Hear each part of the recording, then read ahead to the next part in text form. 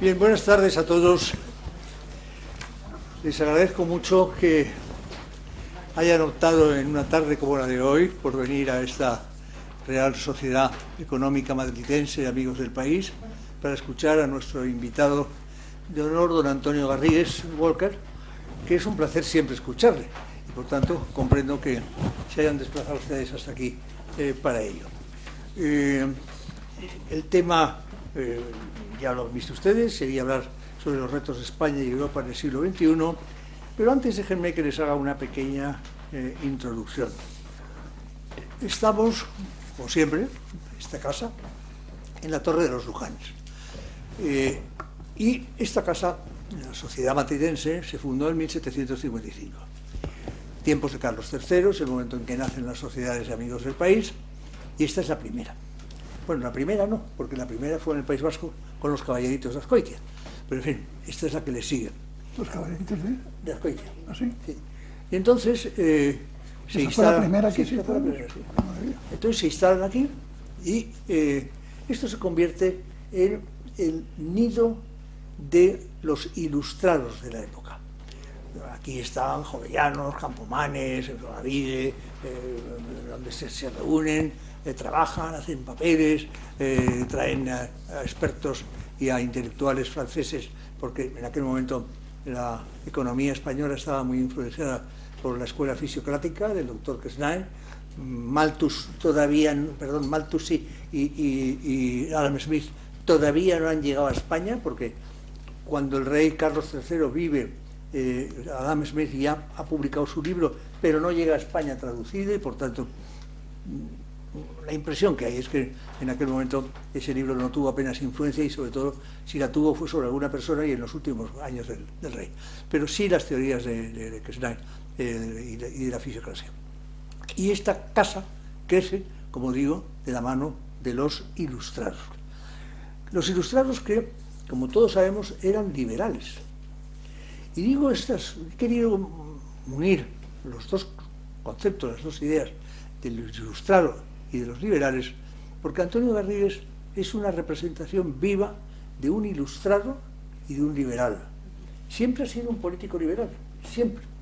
Yo creo que eso le viene ya de su padre, a quien yo tuve el honor de conocer, pues, tratándole muy poco, porque, claro, mucho mayor que yo era un director general cuando era ministro de Asuntos Exteriores, y, bueno, pues apenas sí tuve relación con él, pero la verdad es que era una persona extraordinaria y gratísima de tratar.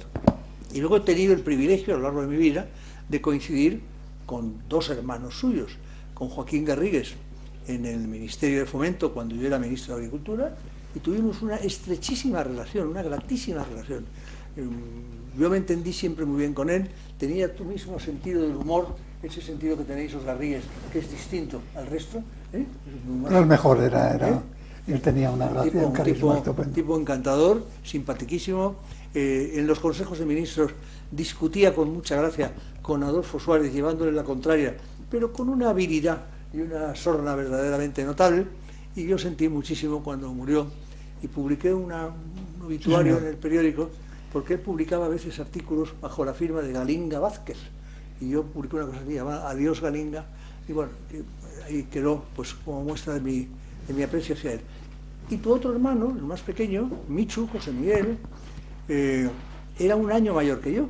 Bueno, también estudió en el Colegio del Pilar, como tú y como Joaquín, somos todos antiguos pilaristas. Y yo con Michu tuve bastante relación con él, aunque quizá menos intensa y menos seguida que la de Joaquín, a quien yo le decía que le envidiaba una cosa por encima de muchas otras, que es que él había inaugurado el trasvase Tajo Segura, que ahora está siendo atacado constantemente, pero que el trasvase Tajo Segura, que viene desde la República, se aprueba ya en tiempos de Franco, llega a Peñarol, llega hasta la etapa de la transición, y la transición se inaugura, y eso lo hizo tu hermano Joaquín. Bueno, pues hoy tenemos el privilegio de contar entre nosotros con Antonio. Antonio, es un honor para mí que estés en esta casa, es un honor para esta casa tenerte aquí y presentarte.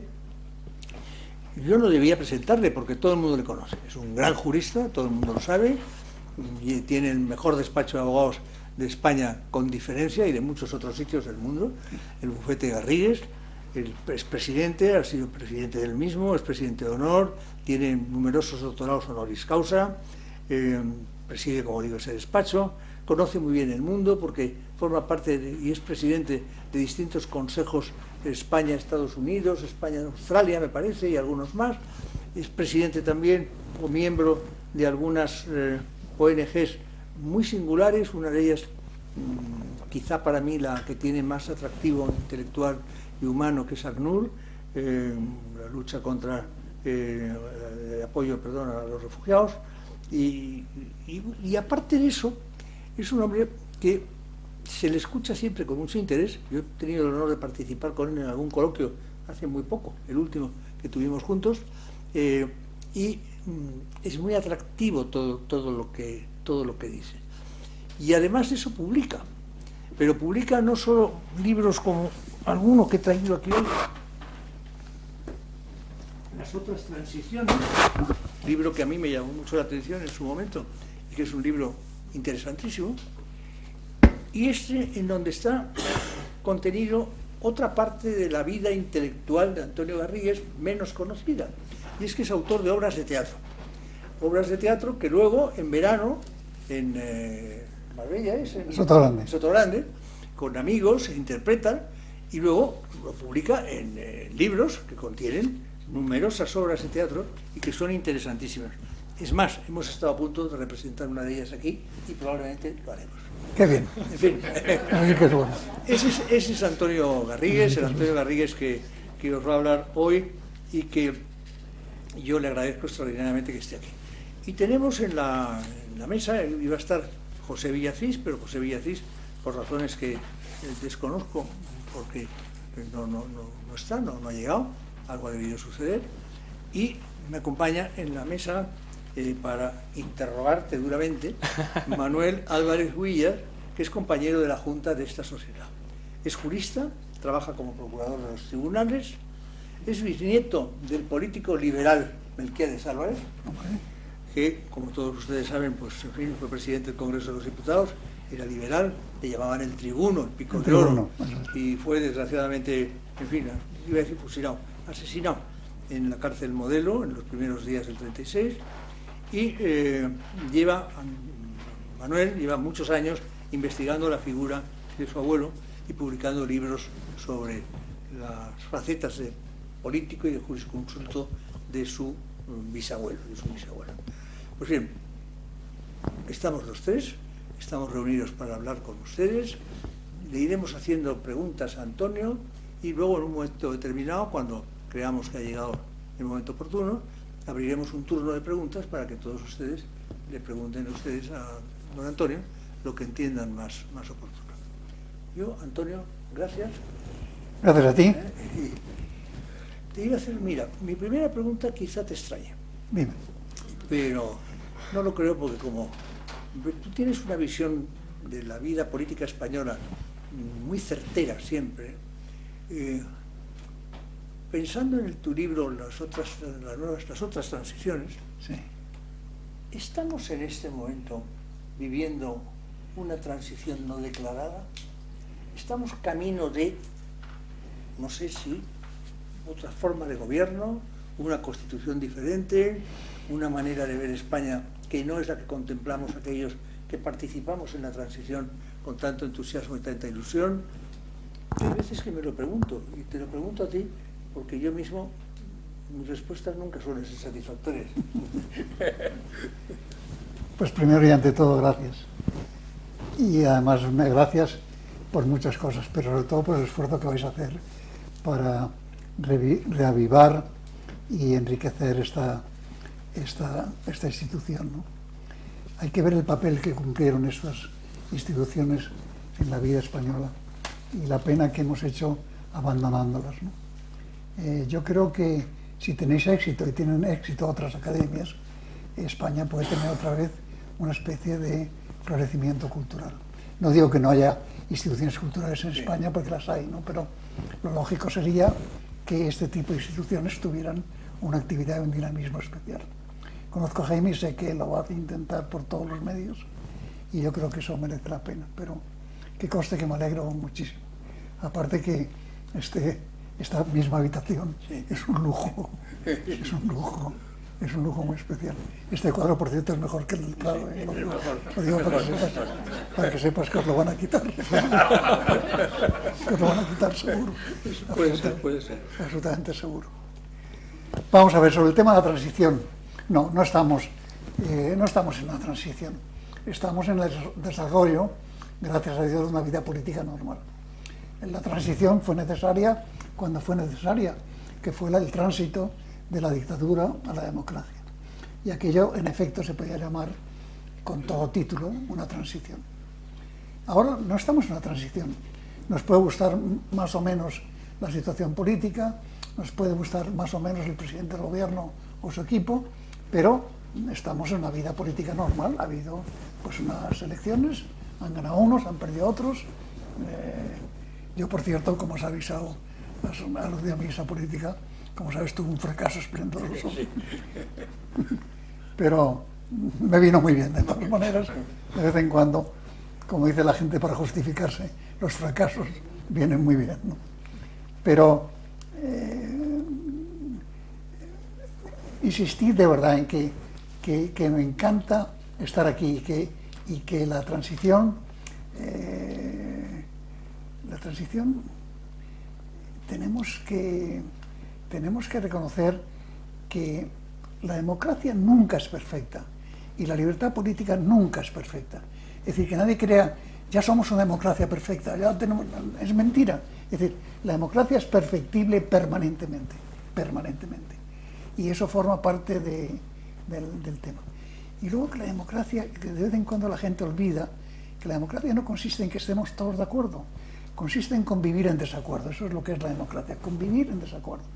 Porque si estuviéramos todos de acuerdo, pues esto sería realmente demasiado fácil, ¿no? Convivir en desacuerdo. Y lo que se trata es que para convivir en desacuerdo hace falta diálogo. Y eso es lo que en España todavía no tiene la caridad y la profundidad que debe tener. No digo que no se hable la gente, pero creo que el diálogo tiene que ser un diálogo mucho más respetuoso, mucho más civilizado. El diálogo implica escuchar siempre al otro y entender que el otro siempre tiene algo de razón y a veces tanta o más razón que uno mismo, y eso es lo que justifica el diálogo. Y en este país el diálogo, yo no sé por qué, no tiene todavía en la vida política el rango que tiene, sin darse cuenta de que la ciudadanía española lo que más aprecia es cuando ve que en la vida política gente que está en contra de gente que está en posturas distintas se pelean. No le gusta nada, le gusta el diálogo y le gusta que haya esa separación. Esto del Consejo General del Poder Judicial, pues tiene que haber un Consejo General del Poder Judicial. No, pues es que nos ponemos de acuerdo, es que ustedes no tienen derecho al disenso. Hay gente que cree que tiene derecho al disenso, pero una institución como el Consejo General del Poder Judicial necesita pactos y necesita acuerdos y por lo tanto parece ser que lo vamos a rolar ya esta semana y a mí me encantaría, vamos, veo que pones una cara de duda tremenda, pero yo creo que sí. Dudo mucho de lo que veo. Creo que sí, pero no estamos no estamos pasando una transición, ya la hemos pasado. Yo creo que en efecto todos los elogios que has recibido son correctos, pero ahora tenemos que aceptar que estamos en una vida política normal y corriente, como la tienen todos los demás países, y ya está. Y además, que no es decir, tenemos que reaccionar frente al pesimismo, el negativismo y el tal. En España tenemos una situación política, económica y cultural perfectamente aceptable, comparable a la de cualquier país. Estamos viendo como en Francia pues ha habido ahora mismo una especie de insatisfacción de los ciudadanos que se han manifestado con una violencia tremenda, porque es curioso cómo en Francia, un país culto y civilizado, cuando la ciudadanía se manifiesta con una agresividad realmente profunda, ¿no? Y estamos viendo cómo en otros países pasan cosas también similares, ¿no? De modo que yo intento transmitir permanentemente la idea de que España ya ha pasado la transición, estamos en una vida política normal, y si nos puede gustar más o menos el mapa político que tenemos, pero España está estupenda. España está estupenda. Me alegra la definición que haces, porque no puede ser más optimista. No puede ser.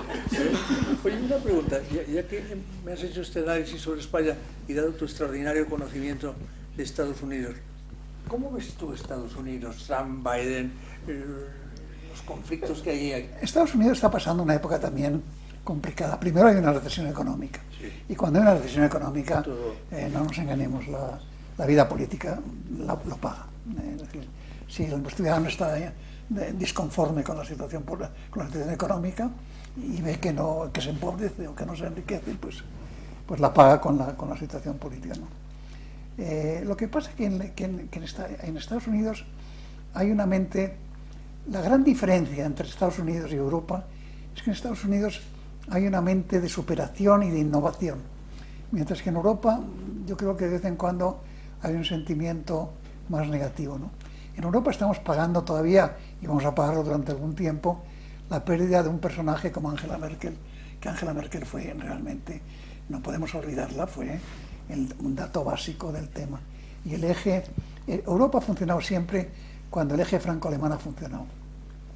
Y la relación entre Macron y Angela Merkel fue absolutamente estupenda. No digo que el nuevo presidente alemán sea malo, pero no tiene obviamente el carisma ni la fuerza que tenía en esos momentos Angela Merkel. Pero por eso digo que en España pues estamos bien, estamos bien en todos los sentidos. Yo creo que somos pues comparable a cualquier país europeo y a muchos le superamos fácilmente. Me paso optimista a veces, lo advierto. Me paso optimista. Es una de tus virtudes, las muchas. Bueno, ¿tú quieres?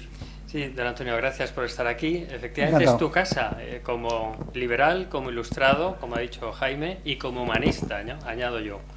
Esta es tu casa. Creo que uno de los motivos para teneros aquí es tender un puente entre vuestra generación y la mía, porque realmente parece que nuestros problemas atomiza mucho las redes sociales y parece que nuestros problemas son los únicos que hay, pero vistos estos problemas desde una perspectiva no son tan graves, ¿no? Vosotros vivisteis cosas mucho peores. Hay que tender estos puentes entre generaciones. Eso hay que hacerlo siempre. Por descontado que el diálogo intergeneracional muchas veces es muy complicado, otras veces no lo es, pero que hay que intentarlo no tiene duda. Yo antes hablaba otra vez del tema del diálogo. Si es que la democracia es convivir en desacuerdo, y entonces por lo tanto pues hay que estar hablando y dialogando permanentemente. El diálogo intergeneracional no tiene duda. ¿Qué duda tiene que vosotros los jóvenes sois muy presuntuosos?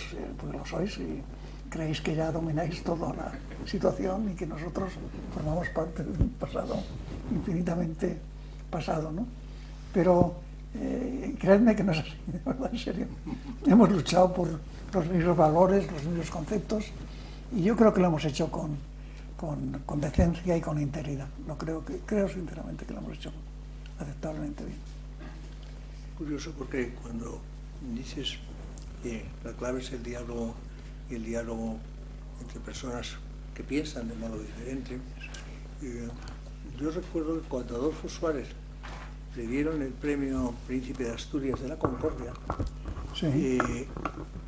En el discurso que pronunció, Que estuvimos juntos además ahí. en el discurso que pronunció, dijo una frase que a mí siempre me ha llamado la atención y que la tengo grabada incluso en el móvil, y alguna vez cuando alguien me ha sacado el tema de la transición y qué concepto tenía, Adolfo decía: lo que hicimos fue posibilitar el diálogo entre adversarios. Eso es. Porque las personas deben ser adversarios, pueden y deben ser adversarios políticos, pero no enemigos. Y es lo mismo que tú estás sosteniendo, y efectivamente es una clave fundamental. Una pregunta te quiero hacer desde ese punto de vista. Ayer presenciábamos en la televisión el debate entre Feijóo y Pedro Sánchez.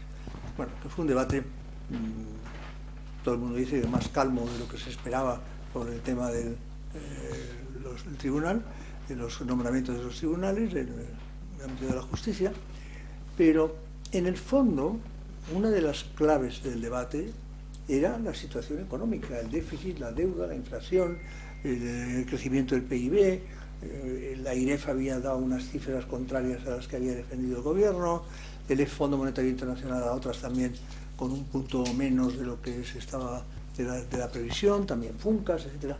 ¿Cómo ves tú la situación económica? Tú que además te mueves... Pues que fue un debate, yo creo que fue un debate interesante y un debate obviamente en el que bueno, se manifestaron posiciones muy divergentes, como tú has dicho muy bien, sobre todo el tema económico, ¿no? Porque está claro, estamos viviendo una crisis económica y que vamos a vivir una crisis económica y que incluso las perspectivas económicas buenas no son, ni para este año, ni para el año que viene, ni para el 2023, o el 2024, no tenemos una perspectiva económica buena. Lo afirman los expertos y lo dicen y lo reiteran. Yo no sé por qué, es decir, yo no sé por qué cuando se detecta que se está en una decadencia económica, los países importantes se ponen de acuerdo en luchar contra ese fenómeno y intentarlo, ¿no? Pero estamos viviendo un mundo, sobre todo en Europa, complicado. En este momento en el mundo hay tres grandes fuerzas, que es la China, Estados Unidos y Europa. Eso es lo que hay, vamos. Se puede también hablar de Australia, pero en fin, Australia tiene una lejanía que la hace muy, muy complicado el participar en todo este jaleo, ¿no? Y lo que pasa es que, por ejemplo, en Europa, pues el tema de la voz única es imposible, es decir, es que cada país quiere tener su propia voz y no hay manera de quitarlo. Y yo creo que el que piense que alguna vez Europa va a tener una voz única se equivoca. Lo estamos viendo en Ucrania, lo estamos viendo clarísimamente en Ucrania, en donde cada uno quiere tener una idea y una solución para ese país, ¿no? Entonces, pues así no funcionan las cosas. Estados Unidos tiene una sola voz y el señor Xi Jinping tiene una sola voz. Y Europa tiene una cantidad de voces. Me recuerda la frase de Kissinger, dice, es que yo no sé el teléfono de Europa. Que es una frase muy buena. ¿Cómo se llama Europa? Pues hay que marcar una cantidad de números absolutamente tremendos, ¿no? Es así sin duda. Hay una cosa que, en relación con eso que tú acabas de comentar, que yo siempre he comentado, la razón de la marcha. Yo me acuerdo cuando Margaret Thatcher, cuando entró el Reino Unido en la Unión Europea, yo aquello lo viví de un modo muy cercano. Y luego, cuando aparecieron las memorias de Margaret Thatcher, me dediqué a leer y a subrayar todas las páginas que venían sobre la negociación con la Comunidad Europea y las diferencias. Cuando terminas de leer eso, te das cuenta que el Reino Unido no podía estar muchos años en la Comunidad, precisamente porque le habían privado de su voz. Y la voz de Inglaterra tiene que ser siempre una voz distinta y única, tal vez vinculada a Estados Unidos.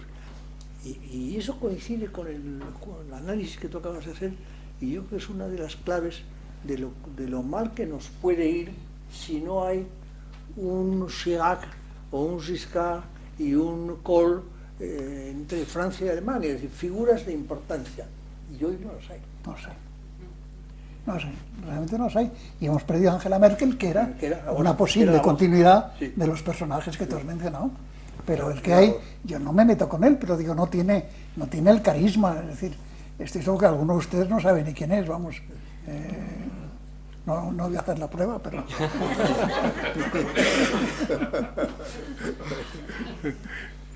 Estamos en un mundo de Europa y España cada vez más polarizado. ¿Por qué se nos escapa en España esa tercera vía que propugnó Melquiades Álvarez, esa tercera vía de concordia, donde todos vivimos en paz, donde hay un progreso moderado?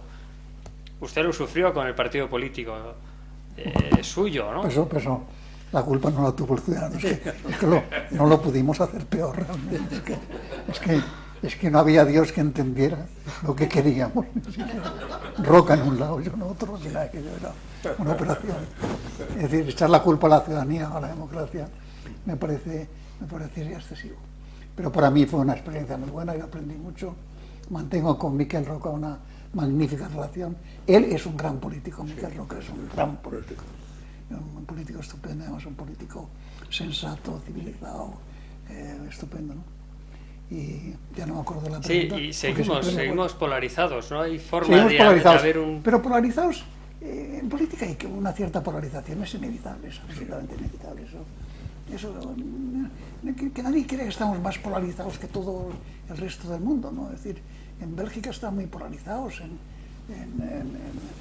incluso ahora en Inglaterra están muy polarizados, porque fíjate que la pobre esta, ¿cómo se llama? Truss, su propio partido la está poniendo en cuestión, que eso también es una característica del mundo británico. Como tú dices, es que es verdad que en el fondo tenemos que hablar de un mundo anglosajón y un mundo europeo. Y Inglaterra y Gran Bretaña están mucho más cerca de Estados Unidos que de Europa, y yo creo que siempre lo estará. Yo creo que siempre lo estará. Yo no digo que no nos quieran y que no tal, pero que no es un amor apasionado. Sí. No es un amor apasionado. ¿Y cómo y dónde ves tú, que ha sido tu idea política siempre y la que te llevó a fundar aquel partido, las ideas liberales en este momento en España? El liberalismo siempre ha triunfado ideológicamente y siempre ha fracasado políticamente. Es una fuerza que quiere meterse entre medias de los socialistas y los conservadores. Y ahí le hacen un hueco muy pequeñito. Y buscarse hueco es tremendo. Por eso mencionaba a Genscher, que logró con su 7,5-8%, pero no más, meterse entre medias de los partidos y tener relevancia política, ¿no? Y los liberales, pues yo creo que eso no lo sabemos hacer. Ideológicamente hemos triunfado, pero políticamente no tenemos la estructura suficiente, ni en España ni en muchos países europeos, pues para cumplir un papel más significativo, ¿no? Se podría decir, hombre, es que en Estados Unidos son liberales. Bueno, es que allí son liberales todos, realmente no tienen un partido socialista ni un partido comunista, vamos, no tienen nada de eso, ¿no? No tienen el Estado metido de ese modo. No. Oye, y en función de la guerra de Ucrania, de lo que está pasando, de su prolongación, de que nadie acaba de ver una solución a ese problema, ni nadie la ofrece, y cuando la ofrecen, como decías tú antes, son muchas voces.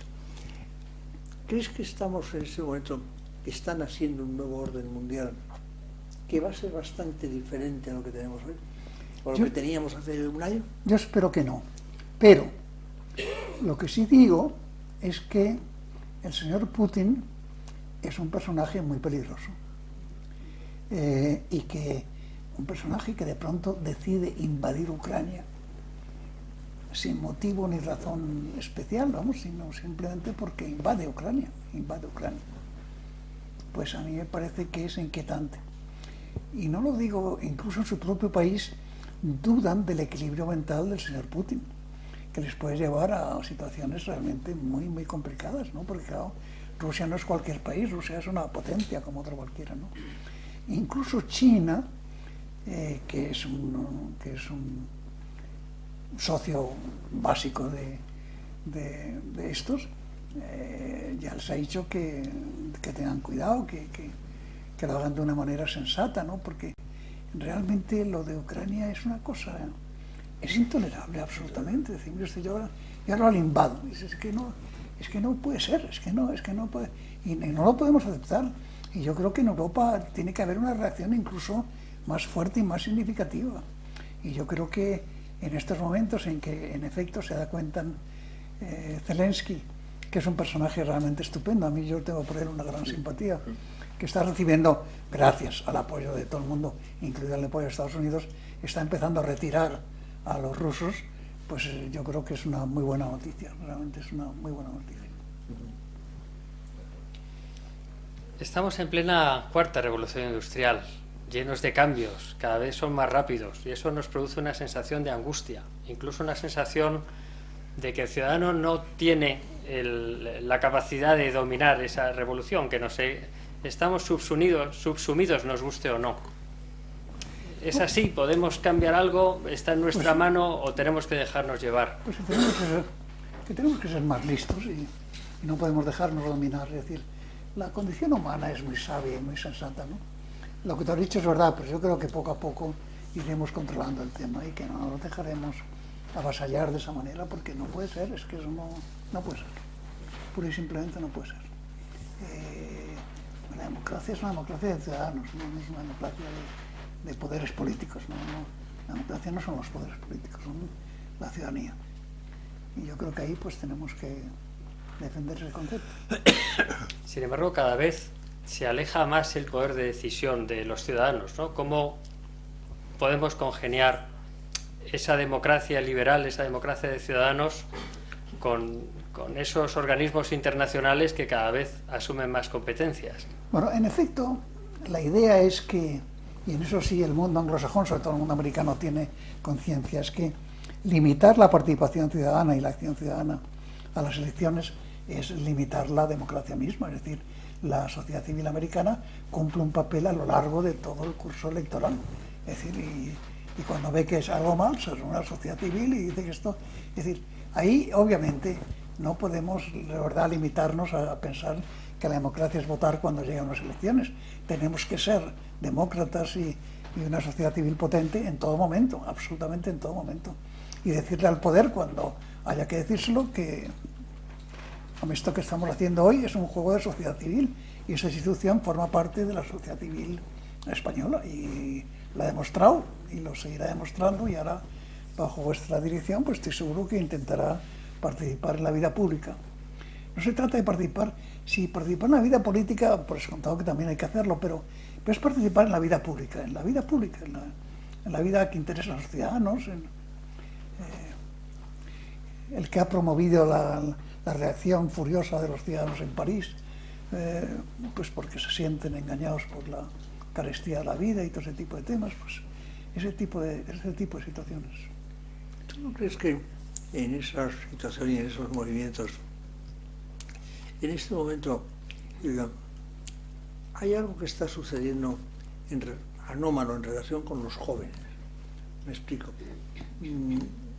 Los jóvenes son el futuro y lo que uno ve hoy son jóvenes apegados a sus móviles, a sus ordenadores, con poco interés por el estudio, con poco interés por el debate, muchas veces muy aislados, muchas veces muy encerrados.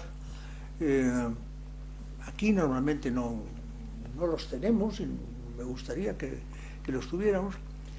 Y luego uno los ve que se meten muchas veces en política, y los ayuntamientos, por ejemplo, yo en el mundo rural, pues como tú sabes, lo conozco un poco, Sí, pues los ayuntamientos están llenos de jóvenes que han accedido a la política y que llegan al ayuntamiento con 22, 23 años, sin haber muchos de ellos estudiados, y sin embargo deciden lo que va a hacer ese ayuntamiento en materia de obras civiles, educación, en fin, ocio, absolutamente todo, con unos errores y unas faltas de conocimiento tremendas.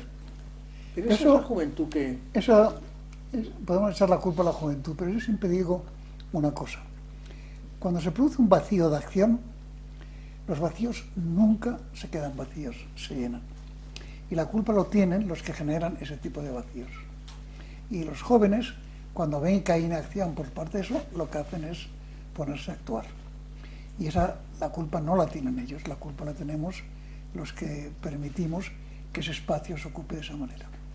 Por otra parte, yo creo que rejuvenizar la política y la acción pública también es importante. Y a mí me encanta que haya jóvenes que quieran participar en ese tipo de temas, siempre que lo hagan, como es lógico, con el debido respeto y con la cultura adecuada, ¿no? Es que yo estoy escribiendo una serie de artículos sobre la cultura en España, ¿no? Haciendo ver que la cultura es un valor político, es un valor importante, es un valor moral muy serio, ¿no? Es decir, un país culto es un país que avanza, en fin. Y yo creo que España no es un país culto, es decir, no hay un amor por la cultura tremendo, no, como tú dices, los jóvenes no aman la cultura, y la cultura es un esfuerzo fuerte. Hay que leer, hay que pensar, hay que dialogar, hay que participar. En fin, España no es un país culto. Y cuando un país no es culto del todo, no digo que seamos incultos, ni mucho menos, y menos en esta institución, pero bueno, algo tenemos que hacer, es decir, es que no tenemos que aumentar nuestra cultura. La cultura hay que aumentarla, a mí me llama la atención, Carmen y yo, mi mujer y yo, vamos muchísimo al concierto, a la Fundación Excelencia, a los conciertos de la OMNE, etc. Y es tremendo ver el auditorio, y el auditorio es muy grande, con muy poca gente joven siempre. Muy poca Con gente, muy sí. poca gente joven. Ahora, tú organizas un festival, un grupo musical, cuanto más aberrante mejor, y ahí sí, ahí reúnes 15.000 personas, ¿verdad? Bueno, eso también. Eso también es lógico. Que a los jóvenes les guste otra música y otro jaleo. Sí, Yo creo que también, también. y que vayan allí a ligar y a pasarlo bien. A mí me parece, Eso también es verdad. Eso también es me parece estupendísimo. Sostiene en su libro una afirmación acertada, que es que históricamente, Solo una, ¿tú crees? o esta, No muchas más, de verdad que no. que es a las revoluciones industriales siempre les ha sucedido una revolución política. ¿Vamos a vivir una revolución política? No, yo creo que no, sinceramente no, vamos, sí. Me imagino que habrá gente que piense de otra manera, pero yo personalmente creo que no. Yo creo que en España estamos viviendo una vida política muy estable y muy razonable, ¿no? Ahora va a haber unas elecciones, se está viendo que hay partidos que están decayendo y otros partidos que están creciendo, porque eso se está viendo, lo cual es estupendo desde el punto de vista político, es decir, que haya renovación y ese tipo de temas. Yo creo sinceramente que estamos en un país en ese aspecto que no tiene nada que envidiar a ningún otro país europeo, seguro, vamos, y que mejoramos a muchos de ellos, de verdad, en serio, en todos los sentidos. Yo creo que en España, por ejemplo, al tema de la política exterior no le dedicamos mucho tiempo y mucha gente no sabe mucho de lo que está pasando en Italia, en Alemania, es decir, en España eso no se hace. Cosa que, y todos tenéis amigos extranjeros, en unas reuniones entre extranjeros, joder, la gente habla mucho de ese tema de política exterior y de lo que está pasando en Francia, en Alemania, o en Bélgica, o en Inglaterra, por descontado, y el mundo anglosajón, y el tema americano, tal. En cambio aquí, intentar sacar en una conversación social el tema este de política exterior, es que no te lo acepta nadie. Te dicen, ya estás tú con tus cosas, ya... Déjalo. Bueno, no te lo acepta nadie, porque hay una lejanía de la gente a la hora de estudiar ese tipo de temas, de leer los periódicos, ven muy poca información, la información que ven es sesgada y muchas veces no les interesa nada, con lo cual no es que no quieran entrar a discutir contigo, es que no saben cómo entrar al tema, es decir, y eso es un tema tremendo. Por ejemplo, has hablado antes de Putin. Yo llevo una temporada comentando en casa y en mis entornos donde mi mujer y yo nos movemos, que hay que fijarse en la televisión cuando sale Putin y mirarle las manos. Una de dos. O tiene la mano derecha sobre la mesa y la izquierda encima, como agarrándola, Sí. o tiene la mano derecha cogiendo la mesa y apretando el borde de la mesa. Esa mano derecha no funciona. Ahí está pasando algo. En ese brazo... Sois expertos en gesticulación, ¿eh? Qué maravilla, ¿no? Ahí está pasando No algo. sé qué hacer con las Los manos. que sois médicos, los médicos tenéis que estudiar ese tema. Pero es una manera... Quiero decir, yo creo que teníamos que mirar la televisión, los medios, las cosas, con más interés por las pequeñas cosas. No quedarnos solo en los grandes titulares. Los grandes titulares. Lo comentaremos en todas las cosas, ya vamos a acabar locos, Jaime. Que vamos a acabar locos. Si entramos en la interpretación de gestos, Bueno, lo que puede ser esto, el que yo te diga, míralo, y te llamará la atención. que no, que lo haré. Te llamará la Que lo atención. haré, que lo haré. ¿Qué más tenemos? Oye, sí, vamos a ver, yo hay un tema que me gustaría preguntarte cómo lo ves tú. Yo veo que la sociedad en los últimos años, desde que nos han aparecido todos estos aparatos nuevos, estas cosas y tal, y desde que sufrimos la pandemia, el COVID-19 y la gente se la encerró en sus casas para trabajar no presencialmente, etcétera, yo creo que la sociedad, desde el punto de vista de relaciones sociales de unas personas con otras, desde el punto de vista laboral, a mi juicio está cambiando, pero no sé bien si en la dirección que sería la más positiva o no. ¿Cómo ves tú ese cambio tecnológico? El cambio tecnológico es inevitable. El teletrabajo es inevitable. El teletrabajo, para ti y para mí no, porque no sabemos hacerlo, es que no sabemos hacerlo. Pero los jóvenes eso, es que lo hacen, que es una verdadera maravilla, vamos, pero vamos, una maravilla. Y el teletrabajo, pues, inevitablemente tal. Y yo creo que tenemos que aceptar que los avances tecnológicos tienen que valer para algo. Y esto yo creo que vale para mucho, porque para muchos jóvenes pues esto implica poderse quedar en casa, poder hacer otras cosas, en fin.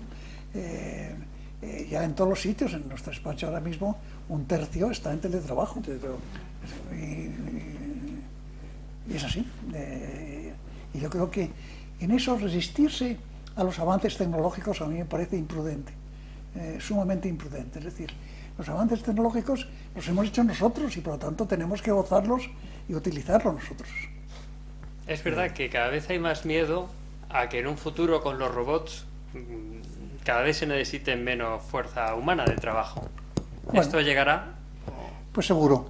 Por otra parte, la inteligencia artificial puede llegar a superar a la humana, lo cual tampoco es un éxito tan grande. Tal y como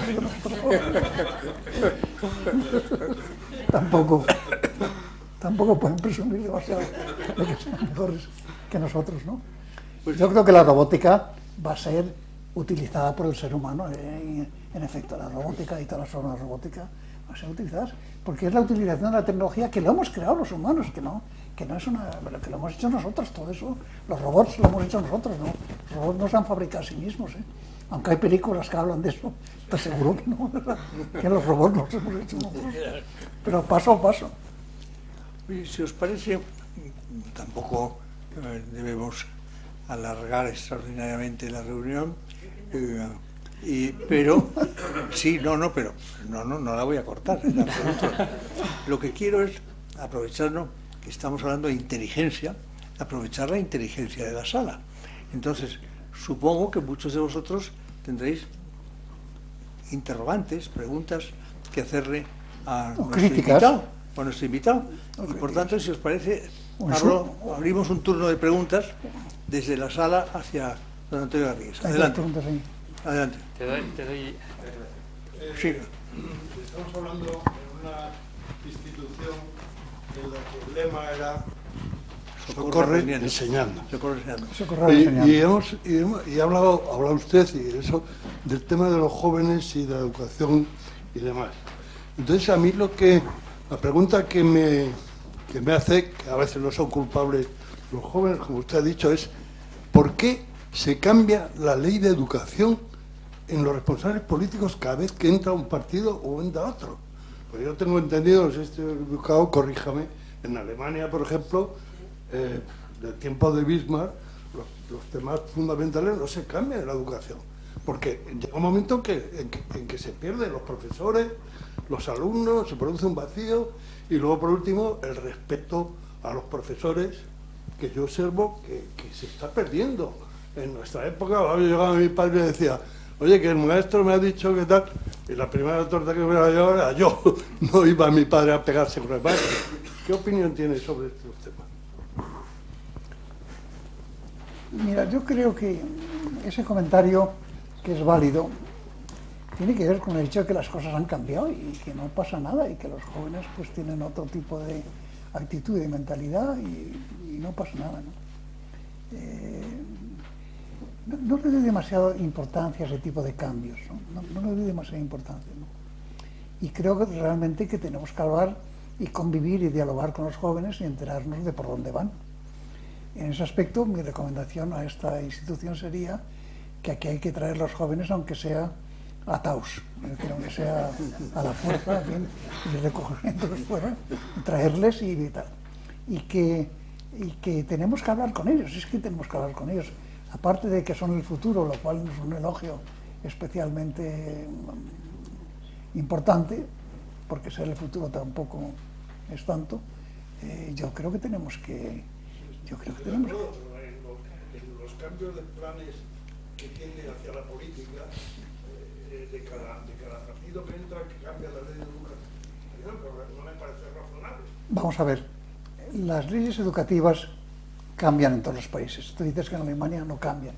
En Alemania han cambiado y seguirán cambiando, pues porque estamos en un mundo en donde están haciendo nuevas disciplinas y nuevos conceptos, y eso hay que hacerlo, eso no hay remedio.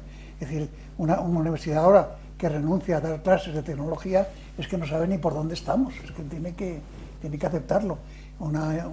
Eso que no hable de inteligencia artificial, pues también tendrá que empezar a asumirlo, ¿no? Las universidades también tienen que cambiar, y deben cambiar, absolutamente, tienen que cambiar y deben cambiar. Y las universidades están quedando muy atrás. En España hay una resistencia al cambio que la gente no se da cuenta, que tiene que ver con nuestra pereza intelectual, y los cambios hay que hacerlos. Y todas las instituciones necesitan cambiar. Y estoy seguro que esta propia institución tenéis que cambiarla y tenéis que lograr que, insisto, que haya más vitalidad y que tal.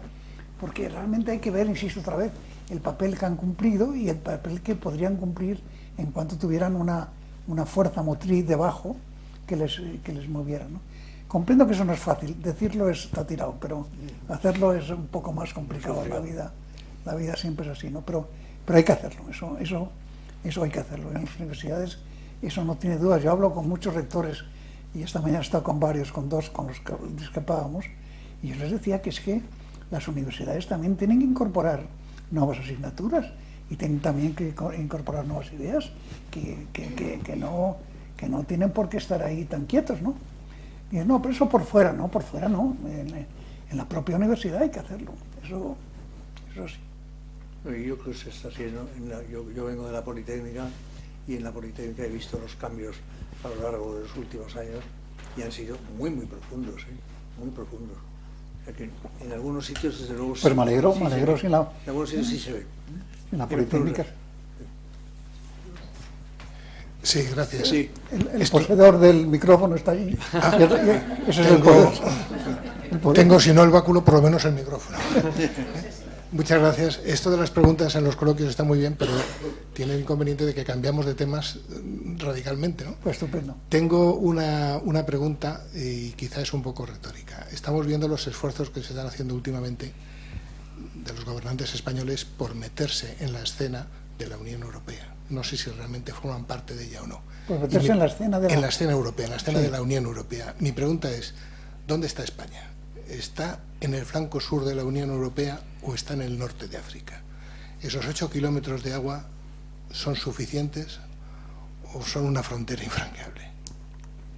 Yo creo que es una ventaja que tiene España, que tiene que utilizar, que va a utilizar, que la relación con Marruecos, que es un país muy culto y es un país que está teniendo un desarrollo democrático muy serio, hay zonas como la de Marrakech que se han convertido en un foco cultural muy significativo, y por lo tanto pues yo creo que no podemos utilizar eso como una barrera, aparte que ya hay medios marítimos e incluso no marítimos que permitirían ese tránsito de una manera muy fácil, ¿no? Yo no lo creo, yo sinceramente no lo veo como una barrera, ¿no? Y yo creo que en eso España tiene que darse cuenta de que también está ahí su fuerza.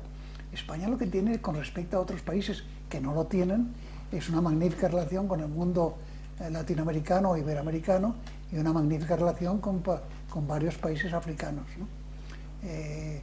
Nos falta en ese aspecto, por ejemplo, empezar a colaborar más con Portugal.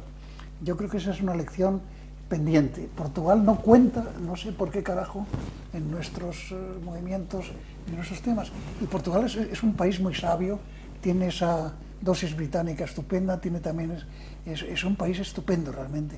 Y yo creo que colaborando con Portugal, por ejemplo, en la relación con Iberoamérica, y en concreto con un país como Brasil, que no es ningún tema menor, podríamos hacer muchas cosas. Yo creo que ahí tenemos que tener audacia y tenemos que tener tenacidad.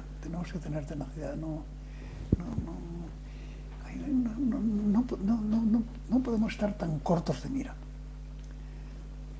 A ver si alguien me hace una pregunta sobre el tema de la... Eso es para sugerir. Pedro, te va a hacer una.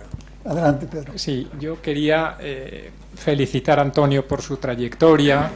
Yo le conocí hace muchos años, ya él no se acuerda de eso, precisamente en la Operación Roca, con Federico Carlos Sáenz de Robles, etcétera, y colaboré desde mi independencia, nunca he militado en ningún partido político, pero colaboré en la redacción del programa de justicia. Ajá.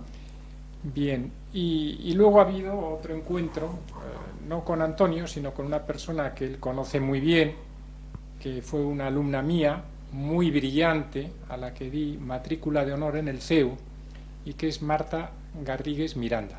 Vaya, hombre. Bien. Entonces, No, me das un argumento de relacionarme con los hijos que es importantísimo. mi Cuando la diga que hoy se la ha mencionado, Dala eso recuerdos, me parece dala una recuerdos maravilla. porque Lo haré, fue una muy lo haré brillante. encantado y te agradezco la referencia. La pregunta tiene relación con la ubicación actual del liberalismo. Porque en la época de mi abuelo y antes había dos posiciones: conservadores en la derecha y liberales en la izquierda. Así es. Y ser liberal era ser de izquierda. Claro, cuando aparece el socialismo se coloca a la izquierda del liberalismo Y le va y robando. lo empuja un poco hacia el centro. Cuando se produce la escisión, en el año 20, con el comunismo se coloca a la izquierda del socialismo y el liberalismo ya está en el centro tal. Y finalmente, en el dueto memorable entre Thatcher y Reagan, la señora Thatcher y Reagan, bueno, pues ya es el neoliberalismo, que es, la parte más conservadora del liberalismo. Entonces la pregunta es, ¿qué es ser liberal? Y si se la hacemos a Marañón en su libro Ensayos liberales, él dice algo que es muy bonito. Dice, ser liberal es precisamente esto. Primero, estar dispuesto a entenderse con el que piensa de manera diferente, y segundo, no admitir jamás que en política el fin justifique los medios. Así es. Yo quería una reflexión tuya y que nos dijeras qué es hoy, para ti, que eres liberal, como somos muchos, qué es ser liberal en ese arco izquierda-derecha. Pues la definición básica que tú has formulado, y que es así, justamente he estado en la Fundación Ortega con Gregorio Marañón hablando también de este tipo de temas. El problema está en que el liberalismo, como he dicho antes, ha triunfado ideológicamente, pero no políticamente, porque todo el mundo es liberal.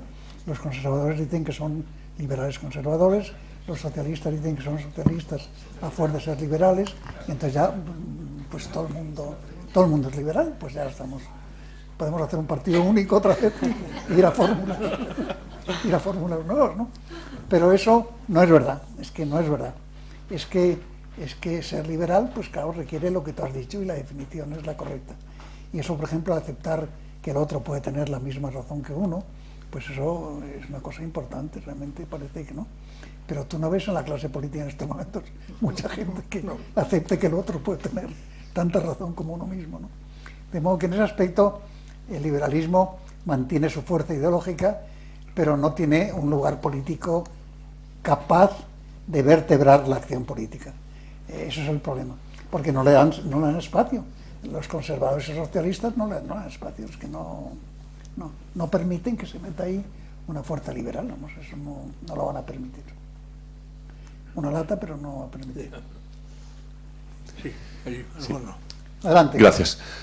Bueno, Antonio, te voy a tutear porque estamos un poco en familia, veo que Faltaba lo más. que impera. ¿Tú cómo te llamas? Álvaro, Pues Álvaro, encantado.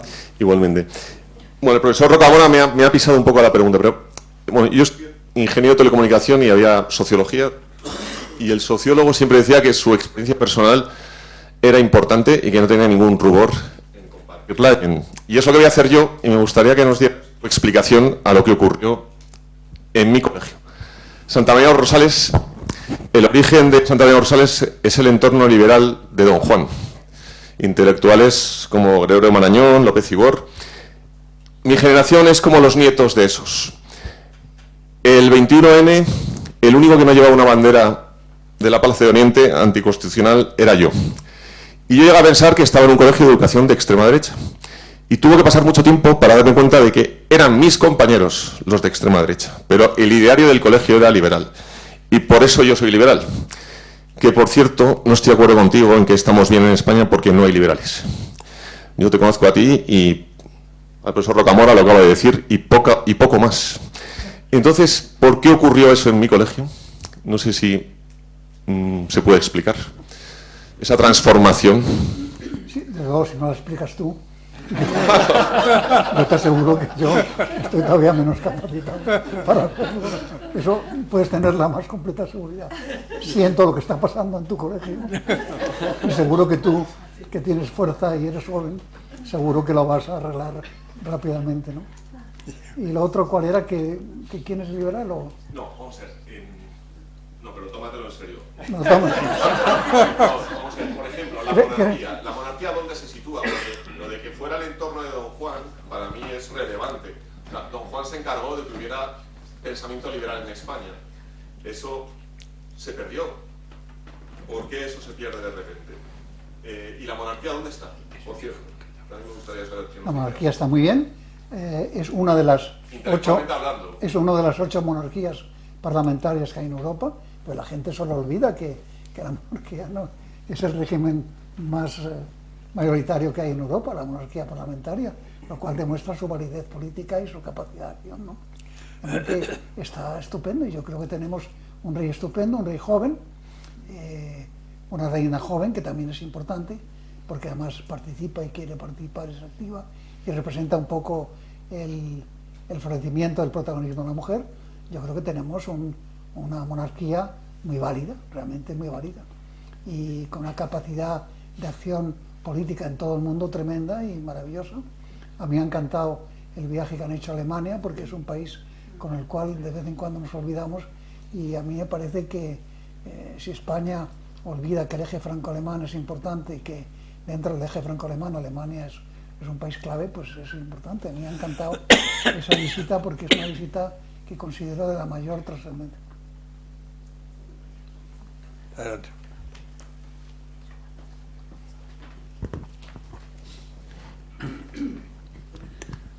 Bueno, yo me voy a levantar porque sentado no sé hablar. Primero felicitar a los ponentes por su magnífica exposición. Y voy a llevar el agua a mi sardina. Se ha nombrado aquí de los liberales y también se ha nombrado a Putin. Se ha dicho que ese Putin estaba loco, que lo que ha hecho se salía fuera de lo normal. Entonces Putin no está loco, Putin es un psicópata. El psicópata... ¿Cuál es la diferencia? No, lo voy a decir. Okay. El psicópata es un personaje muy difícil de introducirlo dentro de la patología general y dentro de la psiquiatría. Ajá. La principal condición del psicópata es que no razona. Sí. Yo pienso que se habla mucho de Putin, pero no se ha dicho nunca que sea un psicópata. Yo pienso que es un psicópata, una persona, un personaje que pone su ideología por encima del follón que ha organizado con la muerte de mujeres y niños, pues ya se puede uno imaginar que efectivamente no razona. Yo pienso que es el caso de Putin. Y después, ya que se ha nombrado aquí a los liberales y a los conservadores, se me ha ocurrido hablar de unos liberales que marcaron un punto de inflexión en la historia de España, en la historia de la filosofía y en la historia de la ciencia. Me estoy refiriendo a Unamuno, a Ortega y a Marañón. Unamuno murió el 31 de diciembre del 36, cuando los españoles estaban resolviendo sus problemas a base de bofetada limpia. Y nombró, cuando muere el 31 de diciembre del 36, Ortega dijo que Unamuno había muerto del mal de España. Y el caso de Marañón, bueno, Marañón y Ortega tuvieron que salir pitando por el ambiente, por la circunstancialidad que se creó. Y hay una pregunta, de Marañón, que vamos a ver si tenéis la respuesta. Vamos a ver. Marañón dijo, aparte de lo de Ortega, que había que esperar 100 años para que desaparecieran los rescoldos de una guerra civil. Prácticamente han pasado ya los 100 años, porque estos liberales, cuando marcaron un punto de inflexión en los años 30, y mi pregunta es esta: ¿tenía razón Marañón cuando dijo que había que esperar 100 años a que desaparecieran los rescoldos de una guerra civil? Gracias. Bueno, Unamuno era un sabio, y un gran sabio además, y una persona además con una calidad humana y una condición humana maravillosa. Y por lo tanto hay que escucharle con toda tranquilidad. Y cuando él habla, por ejemplo, de que hay que esperar 100 años, pues yo no creo que él dijera eso en el sentido meramente matemático. Él hablaba de que habrá que esperar mucho tiempo, 100 años. No creo que dijera 100 años porque 100 es una medida especial, ¿no? Unamuno fue un personaje realmente estupendo. Hay esa anécdota que cuentan de él que dice que todo el mundo cree que es el mejor.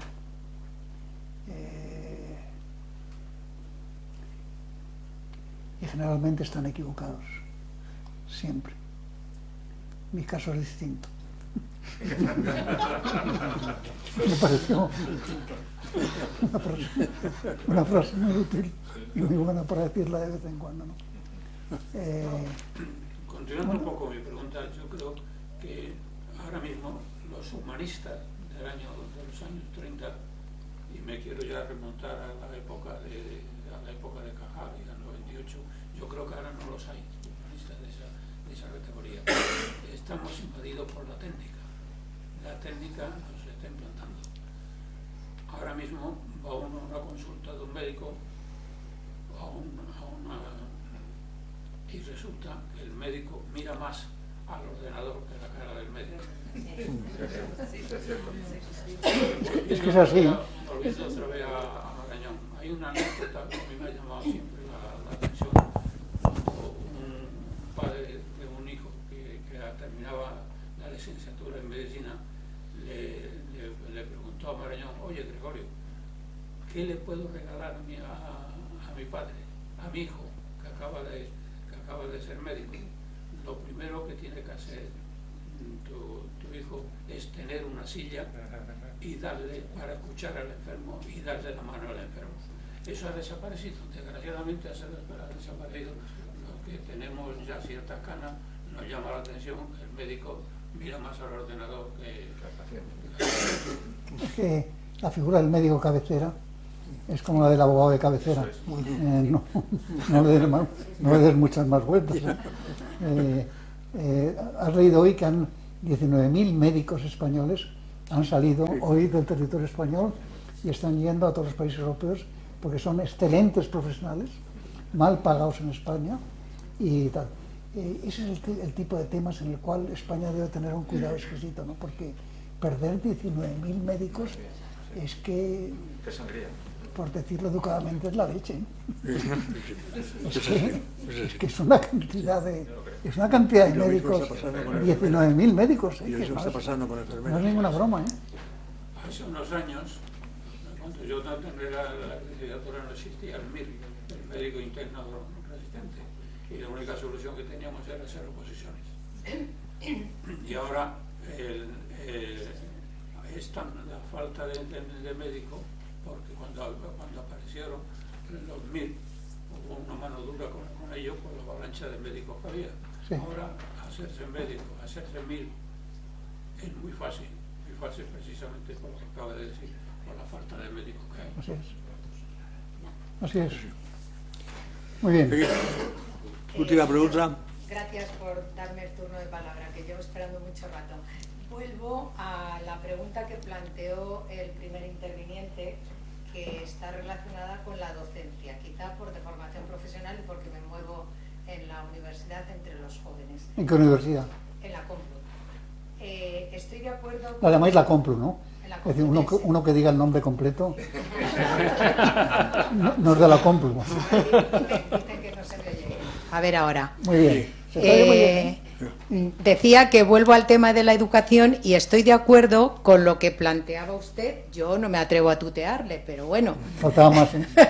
¿Tú cómo te llamas? María Jesús. María Jesús, tuteame. Bueno, pues estoy de acuerdo con lo que planteabas de que los planes de estudio lógicamente han de cambiar y han de ir adaptándose a los distintos momentos que nos va tocando vivir históricamente, socialmente y todos los mentes que queramos. Ahora bien, creo que lo que el compañero quería plantear es que estos cambios que se van produciendo en los planes de estudio cada vez les empobrecen más. Es decir, cada vez tenemos planes de estudio más limitadores de lo que son los contenidos curriculares. Tenemos los ejemplos de lo que está pasando ahora con los temarios de historia en el bachillerato, que se dice que han de arrancar, pues creo que de la Guerra de la Independencia o algo así, olvidando todo el resto, y estoy hablando de historia de España, olvidando todo nuestro pasado. Lo mismo que hablo de la historia, ¿qué podría decir de la geografía? Yo que soy geógrafa, y de otras disciplinas más. Entonces, esto, en lo que son los muchachos que lo único que estudian es la enseñanza obligatoria, es decir, la primaria y la ESO, incluso también para algunos del bachillerato que luego no llegan a terminar una carrera universitaria, es la única formación que reciben y les está haciendo tremendamente incultos y les está haciendo perder o no alcanzar un sentido crítico de lo que es la realidad. Y esto nos está dando unos ciudadanos totalmente acríticos que viven una sociedad muelle, sin esforzarse por nada, porque pasan de un curso a otro aunque tengan suspensas todas las asignaturas. Entonces, ¿cómo vamos a pensar que esta gente va a ser emprendedora?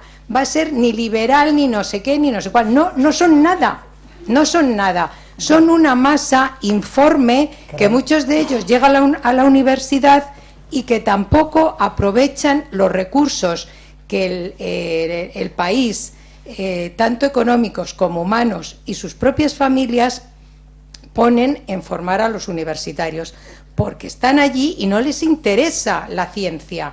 Yo cuando les digo que la ciencia es una dama muy exigente y que tienen que leer y que tienen que tal y que cual, me miran con una cara, porque debo ser de los pocos compañeros que se aviene a decirles, oye, si no os gusta nada de lo que aquí se estudia, a lo mejor no debíais estar aquí. Hombre, no seas tan dura. No, pero es que resulta que luego me quieren más que a los demás. Pues fíjate. Y resulta pues entonces, que acaban gustándole la geografía. Pues agradeces, y dice, la geografía me gusta antes o después, o sea, cuando me preguntan, ¿te gusta la geografía antes o después de haberla cursado contigo?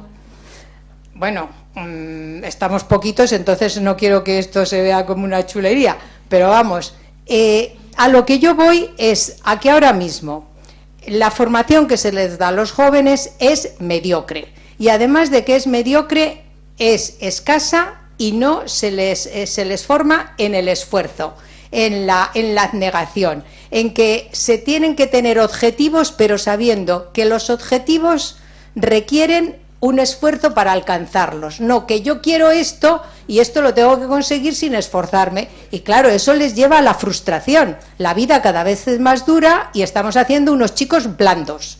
Pues si dices esas cosas, en fin, no lo sé, entonces no, es que a lo mejor resulta que todo esto es la causa de que luego tengamos una sociedad un tanto aborregada, un tanto manejable, que no, y a lo mejor es que hay un intento desde altas instancias en que la gente sea fácilmente manejable. Esa es mi percepción, que a lo mejor me paso de negativa, pero creo que tú te pasas de optimista, ya que me has dejado que te llame de tú.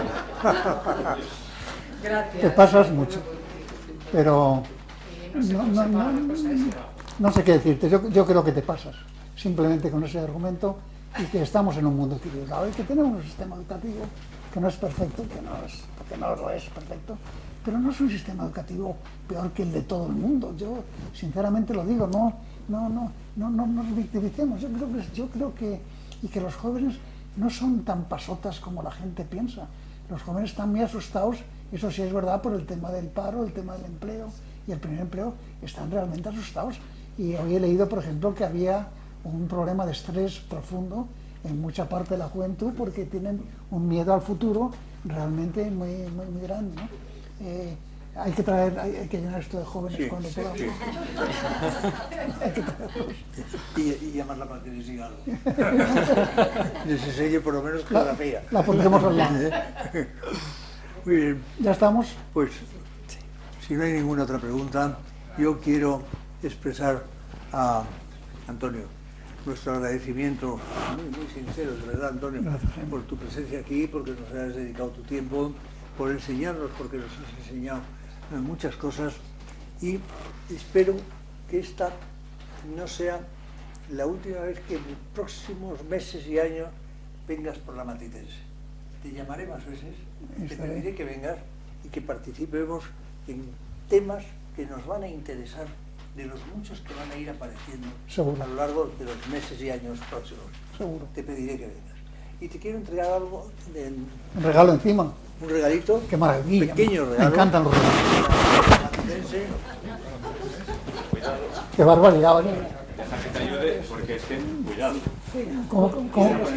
¿Cómo que me ayudes? Yo quiero que traigas una carretilla. Se me ha adelantado. Pues nada, quería comentarle, pues primero, un segundito, primero pues agradecerles a todos ustedes su asistencia, por supuesto a don Antonio la deferencia que ha tenido al acompañarnos esta tarde. Asimismo, por supuesto, hay que agradecer a los contertulios con sus agudas observaciones, sus preguntas realmente que permiten desarrollar una tesis, lógicamente. Y yo agradezco muchísimo a don Antonio. Yo había oído hablar un poco de su retranca y de su sentido del humor, sinceramente, ¿no? Yo siempre he visto como un hombre muy serio, que no va una cosa, digamos, en contradicción con la anterior, pero me ha sorprendido agradablemente que sea tan simpático y tan agradable en su trato personal. Es agradecerle su asistencia y, por supuesto, como dice don Jaime, contamos con usted para sucesivas ocasiones en que podamos contar con su presencia. Le hemos comentado que estamos en fase de reformas y queríamos, cuando lleguen las Navidades, poder presumir de un nuevo archivo renovado y a ver si podemos contar con usted.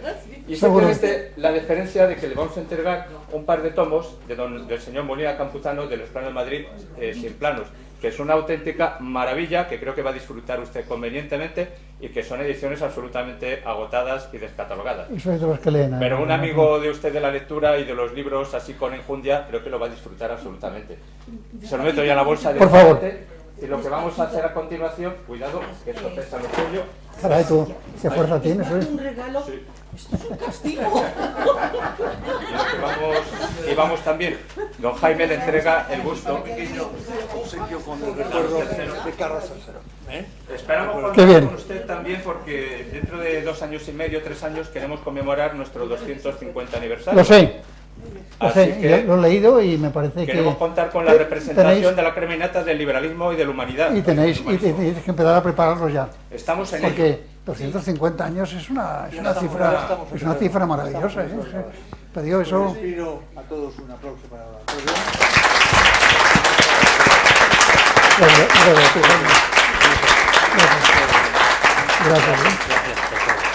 Gracias. Agradecerles a todos a ustedes su asistencia, menos mal que tengo buena voz. Eso es. Y simplemente recordarles que consulten ustedes nuestro programa de actividades culturales.